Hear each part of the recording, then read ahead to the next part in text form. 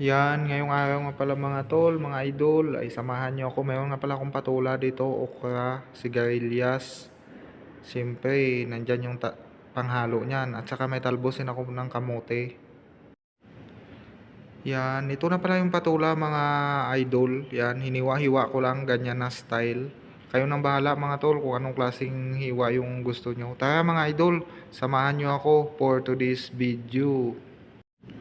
Yan, ito na pala mga tol yung yung talbos ng kamote. Hinugasan ko na nga pala 'yan. Susunod ko na yun yung iba. Yan, dito lang pala ako mga tol, mga idol sa lababo ko. Yan. Tara, samahan niyo ako ulit. Ito yung okra at saka sigarilyas. Sinunod ko na din siya. Sabay mekos-mekos. Yan na nga din yung patula mga tol, mga idol. Yan. Hinugasan ko lang din. Diyan ko na pala hinugasan mga tol sa strainer. Tapos sinabay ko na din yung ceiling green. Yan pala ilagay natin mamaya. Pampabango po yan siya. Siyempre hugasan natin ng mabuti yan para malinis.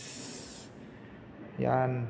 Ito na nga pala yung gulay natin mga tol. Hugas na pala yan siya. Siyempre yan ang panghalo natin.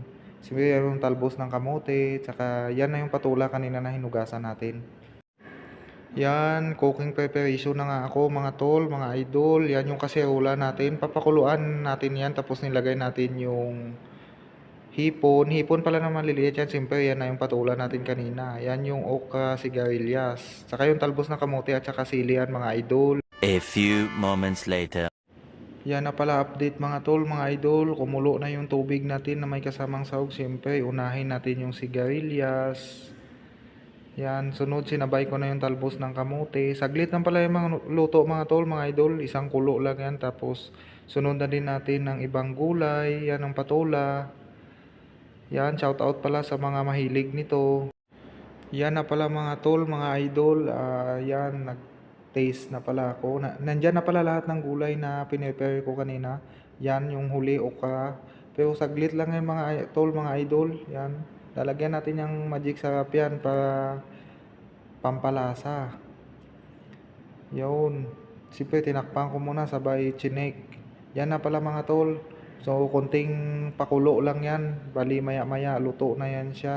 Eventually. Yan. Balik na pala dito tayo sa niluluto ko mga tol, mga idol. Yan na yung gulay natin kanina. Yan. Siyempre luto na yan. Nagpe-prepare na ako mga tol. Siyempre plating na. Yan yung kanin. Siyempre yan yung ulam natin. Yung gulay na niluto ko. Shout out to all followers and viewers pala yan. May ulam pa ako mga tol. Yung balat ng baka. Siyempre yan yung fried chicken. So hanggang dito na lang. Thank you for watching. Bye bye. Yeah!